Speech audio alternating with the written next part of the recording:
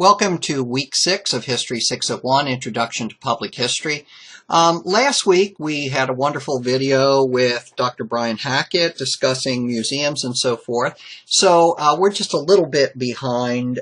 This week we were starting archives and libraries, and the readings remain the same. But I wanted to say a few things about historic houses, sites, and parks before we move on to archives. We're going to do much more on historic houses, sites, and parks when we, in fact, look at historic preservation in an upcoming week.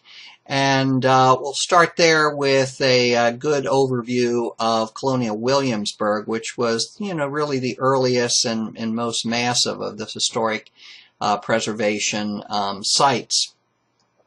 One thing to understand is that with historic houses, they really vary, and sometimes, the historic houses that have been most well preserved are those that were owned by the wealthy, right? Those that are architectural masterpieces. And we will look at some videos for those.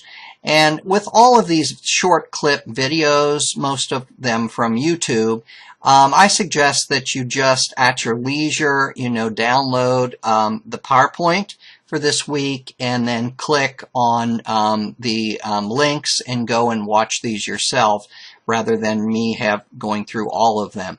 But one of the things that you should know is for those, say, who were slaves, or for the poor, the common people, we have many, many fewer examples of historic houses. Even for plantations throughout the South, many times those slave houses did not survive. They were not built to be of the substance of, the plantation house. And so it's kind of interesting in terms of really finding examples. And the second video shows you a scholar, Joseph McGill, who has a slave dwelling project, and he tries to locate slave dwellings throughout the United States and to spend a night or so in them and try to document them. This is a very interesting project. There is the John W. Anderson Slave Pen at the National Underground Railroad Freedom Center in Cincinnati, Ohio.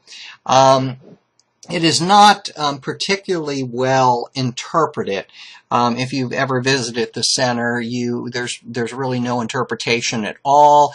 And I did want to show you this nice YouTube video that someone did on the Anderson Slave Pen, showing it in its original location, which was in Bracken County. When it was moved out of Bracken County, out of the inside of a tobacco barn which surrounded it, it caused a lot of controversy. Some people believe that, taking it out of its situation, out of its context, was not the proper way to do it. And of course, historic preservationists who are very orthodox would regard it as such.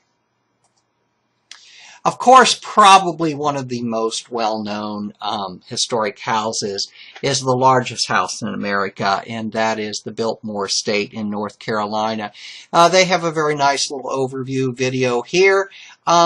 Obviously, when you go to the Biltmore, you're going to spend, a significant amount of money to go through the property, the gardens, inside the house, etc. So they're just giving you a little glimpse. They're certainly not trying to reproduce the tours themselves, and that's something that you need to consider if you become a curator or employed by an historic house. Obviously, you don't want to necessarily give away the whole tour, right? But on the other hand, it is vitally important that you have some kind of short video on YouTube or some other source like that. 2 or 3 minutes showing potential tourists, potential visitors, what they can see at your site.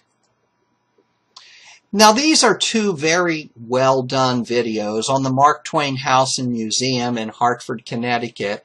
and on the Stan Hiatt Hall and Gardens Historic Home Museum in Akron, Ohio, that I think you'll also enjoy. And then for parks, of course, Gettysburg National Military Park, and they have, again, a very nice overview video. So basically, I suggest that you look at all of these things this week. Look at these links.